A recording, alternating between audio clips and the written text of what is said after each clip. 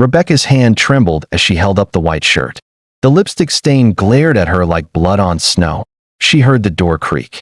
Stanley stumbled into the bedroom, humming under his breath, smelling of perfume that wasn't hers. "Where were you?" she asked with a calm voice. Stanley froze. The tune died on his lips. "Babe, you are still awake." She lifted the shirt higher. "Whose mouth did this on your shirt?" There was sudden silence. The silence stretched for a while. Only the wall clock ticked between them. Stanley's jaw worked, but no sound came out. Rebecca laughed, making a sharp, broken sound. "You couldn't even bother to hide it properly, huh?" He dropped his briefcase, panic crawling across his face. "Rebecca, please, it's not. Don't." Her voice trembled, tears burning her eyes. "Don't you dare stand there and lie to me in my own house." She slammed the shirt onto the bed. The stain glared up at both of them. Stanley's knees buckled. He dropped in front of her, clutching her hands. "I messed up, Rebecca. I swear it meant nothing. Please, please don't leave me." Rebecca's lips trembled. She wanted to scream. She wanted to tear his hands away. But her body shook so violently that all she could do was stand there as his tears soaked her palm. Her heart broke in slow motion. He slept on the couch that night. She didn't sleep at all. Dawn touched the curtains, and the house hummed with the steady noise of the fridge, the tap dripping, the traffic far away. In the morning, she packed a small bag with quiet hands. Her toothbrush, 2 dresses, a hair wrap, and her flat sandals. Stanley sat up as she passed the living room. His eyes were red, his voice hoarse. "Where are you going?" "Rebecca, please." She didn't look at him as she muttered, "I need space." He stood in her path. "No, I can change. I swear, move," she said softly. He moved. She left the house with her ring still on, but turned around at the gate, slid it off, and pressed it into his palm. "Keep it," she said. "If you want it back on my finger, earn it."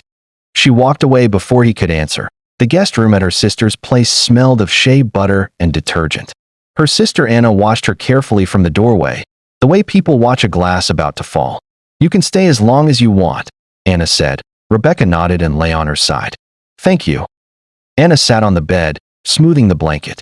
"Do you want to talk about it?" Rebecca stared at the wardrobe door for a while, and then replied, "No." "Do you want tea?" Anna asked. "Yes." Rebecca replied. Anna patted her leg and left.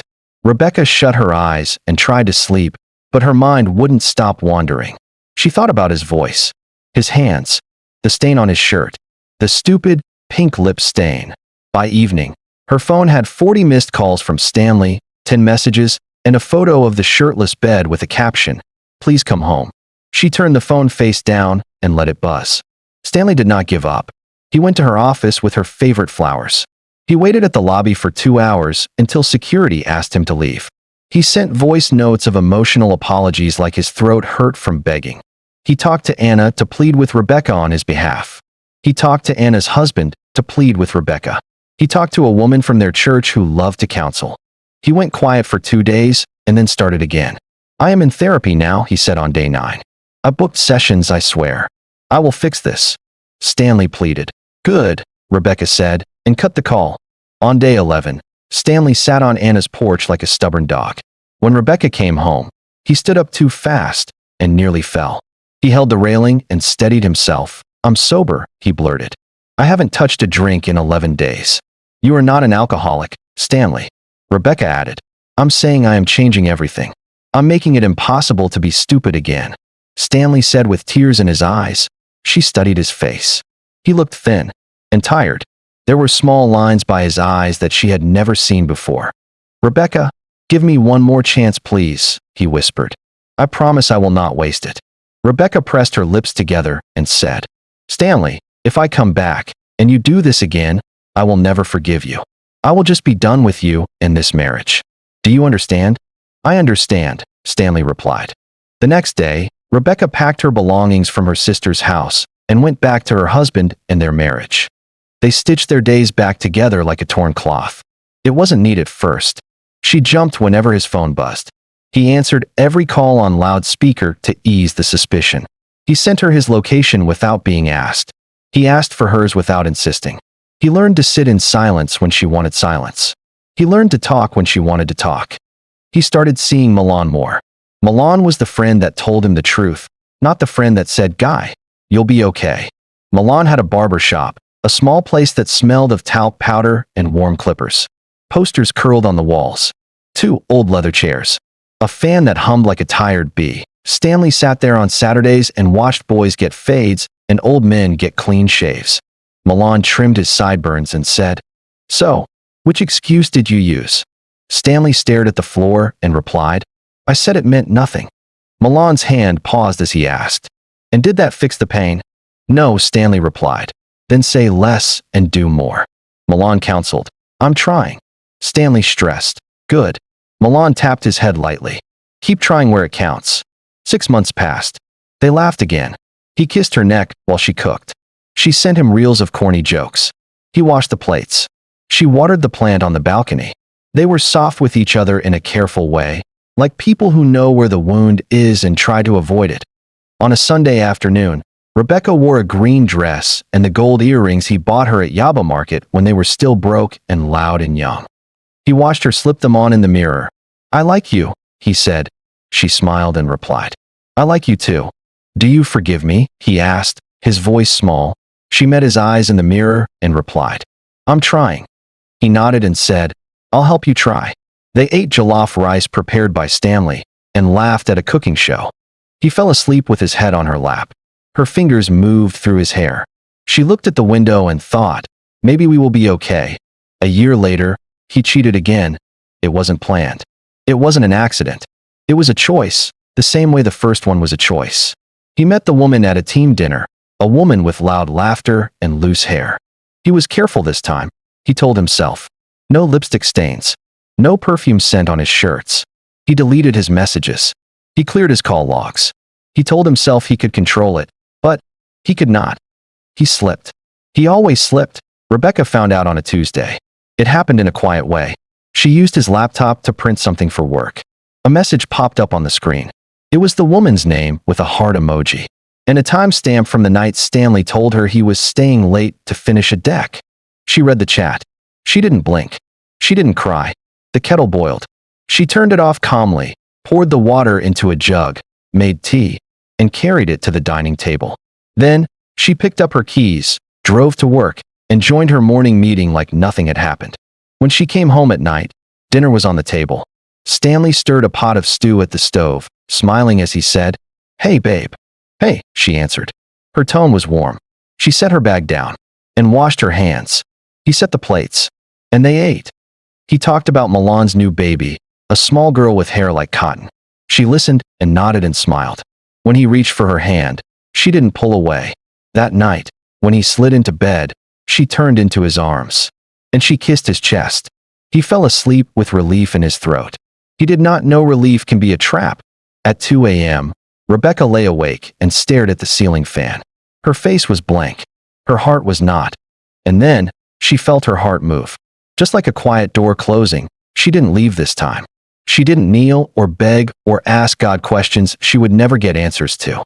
She woke up early, made the bed, ate breakfast, went to work, did her tasks, drove home, and sat with him on the couch to watch a show. She was kind. She was calm. She was present.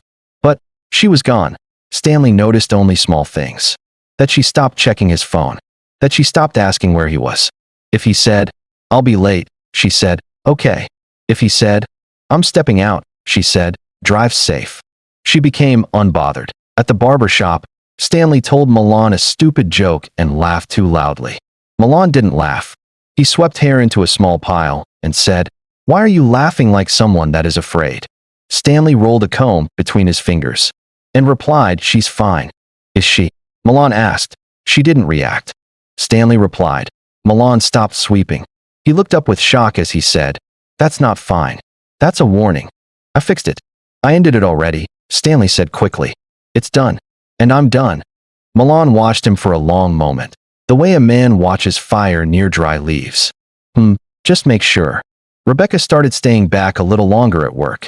At first, it was to reply to emails. Then it was for tea in the office kitchen with 2 other women who always wore comfortable shoes. Then it was a seminar on communication at work, where she didn't learn anything new, but she liked the speaker's calm voice and the way he paused after each point like he respected silence. The speaker's name was Thompson. He wasn't dramatic. He didn't speak with his hands flying around. He just looked people in the eyes when they talked to him and waited for them to finish. When he laughed, it was small and warm. Like he never forgot he was human. Rebecca asked a question after the seminar, and he answered simply. Then, when she turned to leave, he said, "You are Rebecca, right? We've talked by email." She nodded. "Your notes are always clean," he said, then corrected himself. "Clear. I meant clear." She smiled without meaning to, and said, "Thank you." He raised his hand in a small wave. "See you around." They saw each other around twice in the next week. Once by the elevator, and another in the parking lot when her car wouldn't start, and he brought out his jumper cables from his trunk. "Try again," he said, holding the clamps steady. She tried. The engine coughed and started. "You are a miracle worker," she said. He shook his head and said, "No, I'm just a man with an old car and a mother who hates paying mechanics." She laughed for real this time, and it surprised them both. He stepped back from her window and said, "Get home safe, Rebecca." And she did. When she got home, she parked, and she sat in the car for a long minute, her hands on the wheel, feeling nothing and something at the same time. The first time Thompson and Rebecca had coffee, it was in the office cafeteria with the yellow chairs and the AC that worked too hard. The place smelled like new paper and burnt toast. Thompson stirred sugar into his cup and listened more than he spoke. Rebecca told him about nothing in particular. The cooler was too loud. The printer jammed. The new intern wore too much perfume. And at the end, she said, "I don't even know why I'm telling you all of this unnecessary stuff." "Maybe because I'm not trying to fix it," he said, smiling. "I'm just here, listening. Just here," she repeated softly. They began a small habit of spending time together. 10 minutes on Tuesdays. And 12 minutes on Thursdays.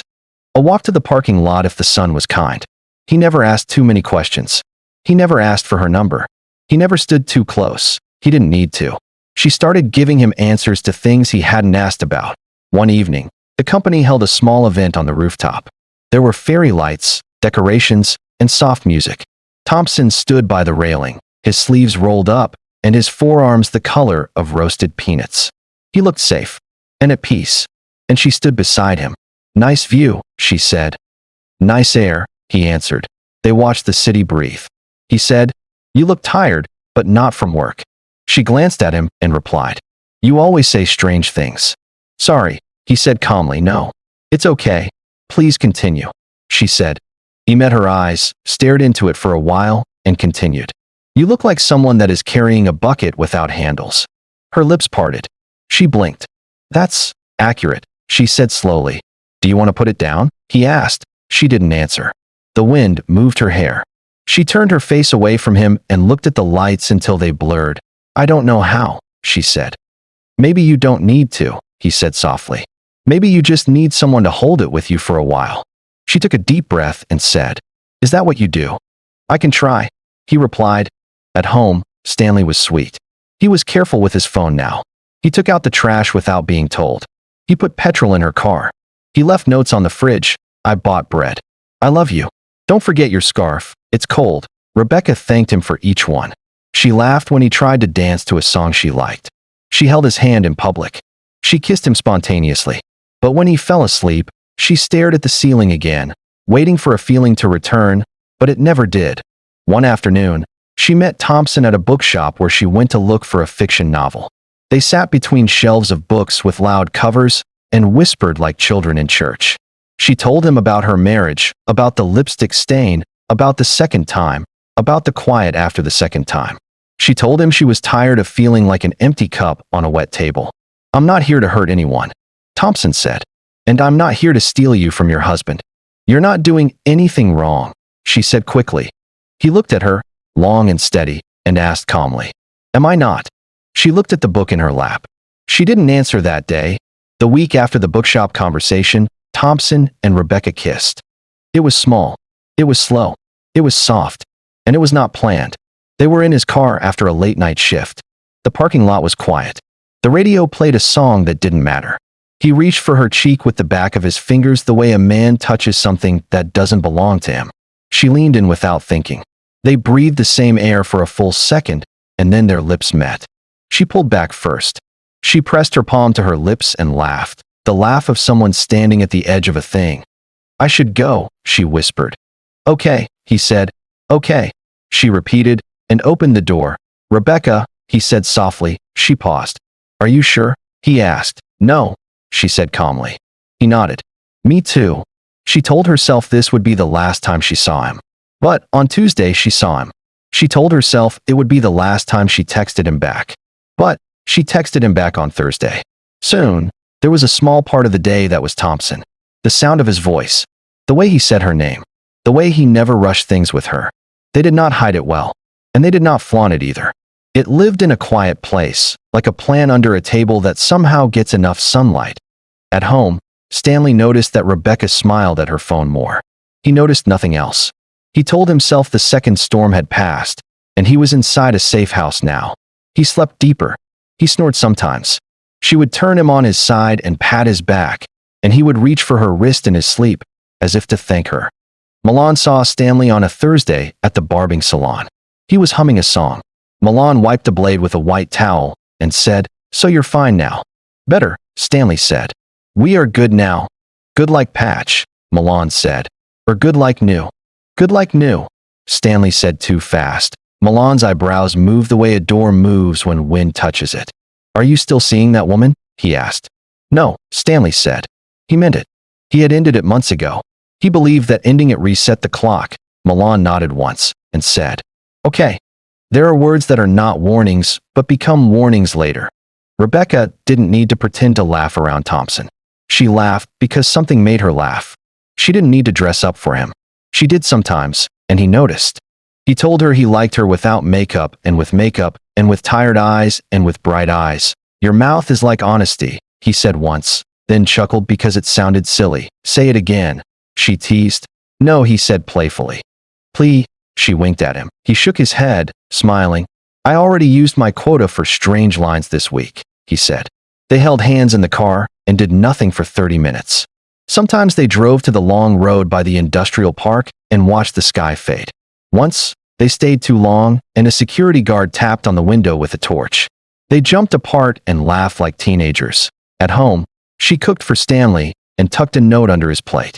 He read it, grinned, and held her waist while she washed the dishes. She didn't feel dirty. She didn't feel clean. She felt split, like a tree with a scar. One morning, Anna visited. She watched Rebecca sweep the balcony and said, "You look lighter, my sister." Rebecca paused mid-sweep and asked, "Do I?" "Yes," Anna replied. "Your eyes are glowing." Rebecca smiled. "Maybe I'm sleeping better." Anna watched her for a few seconds and said, "Whatever you're doing, just be careful." "I am always careful," Rebecca answered. "No," Anna said gently. "You are always strong. And that is different from being careful." Rebecca rested the broom against the wall. She hugged her sister and hid her face in her shoulder for a long time. A year passed like that. And steady. And wrong. And true. And beautiful. And cruel. It was both things at once, like rain in the sun. One Saturday, Stanley woke up to a sound that wasn't the usual. Not the neighbor's generator. Not the soft cry of a baby 2 flats down. It was Rebecca humming to a song. She hummed whenever she was happy without thinking about it. He turned onto his back and listened. A sick feeling went through him because he knew that hum. It was the one she used to make when they were dating, and he sent her voice notes in the morning. The hum had returned, and he wasn't sure he was the one that brought it back. At the shop, Stanley told Milan, "My wife started humming again." Milan trimmed the back of his hair and said, "Good." "I don't know if it's good," Stanley murmured. "Why?" Milan asked. Stanley stared at his own eyes in the mirror as he replied, "Because I don't think the humming is for me." Milan met his gaze through the glass and said, "Then you need to find out." "But how?" he asked. "Look like a man who wants to see." Milan responded. Stanley began to notice small things. On Thursdays, Rebecca wore cute feminine outfits and perfume more. On Fridays, she came home a lot more bubbly than usual. Her phone had a lock now. It always did, but now it felt like a door that had been closed gently. She wasn't hiding it. She just wasn't leaving it open. He told himself he trusted her. Trust is not a rope you pull on. It's a ground you stand on. He tested the ground with his toe, but it felt like sand. One afternoon, he returned home early. He planned to surprise her with shawarma and a stupid dance. He opened the door gently, and heard her laugh from the balcony. He smiled, ready to join her, but then he froze because there was another voice. A male voice. Calm, low, and warm. He moved slowly to the window and peeped through the curtain. Rebecca sat with her legs curled under her. A man leaned on the railing, his back to the living room. Rebecca looked up at him the way people look up at rain on a hot day. Her laugh came again, soft and feminine. Stanley couldn't breathe. He stepped back before his shadow could draw attention. Her phone rang inside. She stood up, came in, and reached for it on the table. He slid behind the wall like a thief in his own house. Hey, she said into the phone, smiling. No, it's fine. Come on Sunday instead? Okay. See you. She ended the call and turned. Thompson had followed her inside. He looked around the room the way polite people look at a room when they're trying not to be rude. His eyes passed over the wedding photo on the shelf. He paused. Rebecca's face changed. She looked at the photo too. She looked at the ring on her finger that she had put back on after the first time and never removed again. Do you want water? She asked. No, he said gently. Do you want me to go? Yes, she said calmly. Okay. He stepped toward her like a man stepping toward a ledge. He stared into her eyes, touched her cheek, and said, Take care of yourself, beautiful. You too, Rebecca said shyly. He left through the balcony. The metal gate rattled. Rebecca stood in the middle of the living room and pressed her hands to her face. Stanley leaned his forehead on the wall in the hallway and bit his knuckle so hard to stop the sound in his throat from escaping. He didn't confront her that day. He could not find the shape of the words. He walked to the shawarma place and stood there for 20 minutes, then walked home with empty hands. He lay on the couch and stared at the ceiling until the fan blurred. When Rebecca came back in, she had washed her face and tied her hair. You're back early today, she said softly. Yeah, he answered. Are you okay? She asked. Yeah, he answered. They ate dinner at 8 p.m. and said nothing. She reached for his hand across the table. He looked at their fingers touching and felt both love and grief. At the shop the next day, he told Milan, There is a man. Milan didn't look surprised. He wrapped the cord of the clipper around the hook. Do you know his name? He asked. I don't. Stanley replied. Do you know his face? Milan asked. Just the back of his head. Stanley answered. Milan nodded as if that detail mattered. What do you want to do? He asked. I want to fix my marriage. Stanley replied, looking restless. Good. Then start with telling her the ugly truths. Milan said. What if she leaves? Stanley asked. Then you didn't fix it, Milan said. You only tried to hold it shut. On Sunday morning, Stanley woke up before Rebecca and made pancakes for the first time in months. The kitchen smelled like butter and flour. He carried the plate to the bedroom and set it on the table by the window. She woke up to the scent. Wow, she said sleepily. Chef. He sat on the edge of the bed and said, Who is he? The sentence cut the room in two. She sat up slowly. Her face was unreadable at first, as if someone had wiped it clean and was now repainting it. What? She asked, even though she had heard him. He looked at her as if the answer could rearrange his bones. Who is he? They held each other's eyes for a long time. She knew she could lie. She also knew the lie would be a small boat on a large sea, and both of them were already wet. His name is Thompson, she said. Her voice did not shake. He is kind. He listens to me. He came after you cheated on me the second time. Stanley felt his chest go tight. How long? He asked. About a year, she answered. He stood up and moved to the window. The pancakes went cold between them. A whole year, he said, the word small, almost amused. Under my own roof. I was under your roof when you broke me, Stanley, she said quietly. Twice, she added. He shut his eyes. I ended it, Rebecca. I ended it months ago. He turned back to her and asked, Do you love him? She took a deep breath. She could have said no.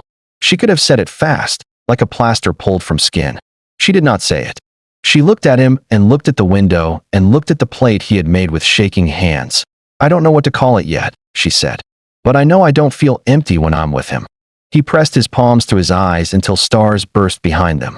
Rebecca, he said with a trembling voice. She crawled across the bed and touched his back. He flinched, then let her hand stay there. They breathed like people learning how to breathe. What do we do now? He asked. She didn't answer. She didn't know. Stanley asked to meet Thompson. It was a strange request, the kind that makes people laugh in movies, but he was not joking. They met at a quiet cafe on a Wednesday afternoon. The place had glass walls and lemon trees painted on them. Stanley arrived first and sat at a table near the window. He tapped his foot under the chair and counted the lines in the tiles. Thompson walked in 5 minutes later in a simple blue shirt. He saw Stanley and paused, as if standing on a boundary he could not see. Then he walked across it. "Stanley," he said. "You know my name," Stanley replied. "Yes," Thompson said. "Rebecca told me." They both sat. The waiter came and went. Cups appeared and steamed between them. Stanley cleared his throat and began, "I don't know how to do this." "Me neither," Thompson said. "But we're here. Are you in love with my wife?" Stanley blurted out. Thompson's jaw tightened. He looked down at his cup, then back up, and said calmly, "I care for her. I think about her when I wake. I pray for her when I sleep. If that is love, then yes." Stanley closed his eyes. The word hit him like a car. When he opened them, he said, "I failed her." "I know that." Thompson nodded. "Yes. And now you want to take her." Stanley fumed. Thompson's brow creased as he said, "I want her to be okay. If being okay is with you, I will step back. If being okay is with me, I will not apologize for loving her." There was silence. The cafe hummed. Somebody laughed 2 tables away. A spoon clinked. Stanley leaned forward and asked almost in a whisper, "What can I do to get my wife back?" Thompson took a breath and said, "Be the man you promised her to be." "I can do that," Stanley blurted almost immediately. Thompson studied him and said, "Then do it." Stanley looked out at the road. The light turned green. Cars moved. He said, "Will you stop seeing her?" "No," Thompson said softly. "Not unless she chooses it." Stanley's throat got stuck as he said, "So I am supposed to fight a man who is not fighting me?" Thompson shook his head and said, "I am not your enemy, Stanley. Your enemy is the part of you that takes Rebecca for granted." Stanley didn't speak for a long time. When he finally did, his voice was raw. "Thank you for coming. Take care of your heart," Thompson said, standing. "And hers." Then he left. Stanley sat there, with his eyes on the door for a full minute after it closed. At home that night, Rebecca waited at the table with 2 mugs of tea. Stanley walked in and set his keys down like they were heavy. "How was it?" she asked. He sat down. "He didn't touch the tea. He's not a bad man," Stanley replied. "I know," she said. Stanley looked at her hands. "Do you want to try counseling?" She nodded. "Okay." He looked at her face. "Do you want to stop seeing him while we try?" She didn't answer at once. The clock ticked loud. She lifted her mug, took a small sip, and put it down. "I can't promise that, Stanley," she said. "I can promise to show up. I can promise to be honest. And I can promise to try." His eyes became wet as he said, "Okay." She reached across the table and held his fingers. They were cold. She rubbed them until they became warmed. Counseling was a small office with 2 gray chairs and a woman who spoke with words that didn't feel realistic. She asked them to sit at angles, not facing off like soldiers. She asked them to tell the story from the beginning, but the beginning kept changing every time they tried to find it. "Tell me a moment you both liked," the counselor said. Rebecca said, "The day we bought our first blender. We drank smoothies for dinner." Stanley said, "The day we moved into our apartment and ate on the floor." "Tell me a moment you both hated." The counselor said. Rebecca said nothing. Stanley said nothing. Then they both spoke at once. "The lipstick," Rebecca said. "The second time," Stanley said. The counselor wrote something down and nodded. "There is grief here that looks like anger. You both have to decide if you want to build your marriage again." "We do," Stanley said quickly. Rebecca's voice was small. "I want to try." "Okay," the counselor said softly. "That is also a start." She gave them small tasks, like taking walks without phones, asking each other a question each night, while they took turns answering. A list of small things they appreciated about each other. The house started to feel like a lab, like 2 scientists testing a liquid that had exploded once. They tried. Some days, the trying felt like love. Some days, it felt like white noise. Rebecca still saw Thompson. She told Stanley the truth, even when the truth made Stanley walk to the balcony and breathe into the night. "I'm not leaving you," she told Stanley once. He looked at her for a long time. "You might not need to leave me to lose me," he said. She closed her eyes. On a Thursday, Milan came by with his baby girl in a sling. He held her like she was made of egg. Rebecca carried the baby to the couch and kissed her forehead. "You look tired," Milan told Stanley. "I'm running," Stanley said. Toward or away? Milan asked. I don't know. Stanley replied. Milan looked at Rebecca and then at the baby and said, Hold her. Stanley took the baby carefully. She blinked up at him and yawned. Something in Stanley's chest softened in a way he had not felt in months. He looked at Rebecca. She was watching his face. He said to her, I am sorry for everything I broke. I know, she said simply. I want to stay, he said. I know, she repeated. The baby sneezed. They both laughed. For a moment, the room felt like a room again, not a courtroom. Nights were the hardest. After Rebecca fell asleep, Stanley lay on his back and thought about Thompson. He didn't hate him. That was the strangest thing. He hated himself in pieces, and then got tired of that too. He pictured Thompson's hands on Rebecca's face and felt a tightness that wasn't rage. It was fear. It was also clarity. He got up and wrote a list at the dining table. It wasn't a grand list. It said, wake up when she wakes up. Ask and listen. No secrets. No pride. No ignoring small things. No giving up. He stuck the paper to the fridge with a magnet in the shape of a mango. He went back to bed. He slept a little. In the morning, Rebecca found the list while reaching for milk. She read it twice. She folded it and put it in her bag. At work, she met Thompson in the elevator. He smiled, then noticed her eyes. Long night. She nodded. He didn't touch her. Do you want to talk later? He asked. She thought of the list. She thought of the counselor and the tea and Milan's baby and the blender and the floor. She thought of the lipstick stain. Not today, she said. Okay, he replied, and the elevator hummed and carried them down. When the doors opened, they walked out side by side and then took different hallways without needing to speak. Days layered over days. Some were soft. Some were hard. They went to counseling. They cooked together twice a week. They argued about small things and did not let them become big things. Rebecca still saw Thompson, but less. She did not announce it. She did not hide it. Stanley did not ask for proof. He watched her eyes when she came home. He could tell what kind of day it had been. One evening, the power cut, and they ate by candlelight like poor students again. They laughed through the heat. He fanned her with a book. She fanned him back. He wiped sweat from her neck with a towel, slowly. She shivered and didn't pull away. Later, in the dark, he whispered, Do you still wear the ring because of habit? She turned her hand in the candle glow. The band shone dull and honest. I wear it because it is still true. What is still true? That I am your wife. He swallowed. And am I your only man? Not yet, she said. He looked at the flame until his eyes watered. He nodded. Thank you for telling me the truth. She nodded too. Thank you for not running from it. They blew out the candle. It did not become simple after that. It became real. The three of them began to exist like a shape that had never been drawn before. There was no map. There were only choices. Stanley showed up. He learned her new coffee order. He told her when he felt jealous, and said it plain, not with anger. I'm jealous today, he would say, and she would hold his hand a little longer, and he would breathe. Thompson pulled back by inches. He didn't vanish. He didn't hover. He gave her space to stand where she needed to stand. When she came, he was there. When she didn't, he went for long walks and learned the shapes of trees near his house. Once, months after the cafe, he and Stanley passed each other in a supermarket aisle. They looked at each other, men who had both learned something and lost something and were still learning to stand. Thompson gave a small nod. Stanley gave a small one back. They moved past each other like ships, steady in water they didn't choose. One bright Saturday, Rebecca came home with a brown parcel. She set it on the table and unwrapped it. It was a framed print, a simple drawing of two hands holding a heavy bucket together. The handles were broken. The hands made the handles. What's that? Stanley asked. A reminder, she said. Of what? He asked. That weight can be shared, she answered. He looked at the drawing for a long time. Can I add a nail to the wall? Yes.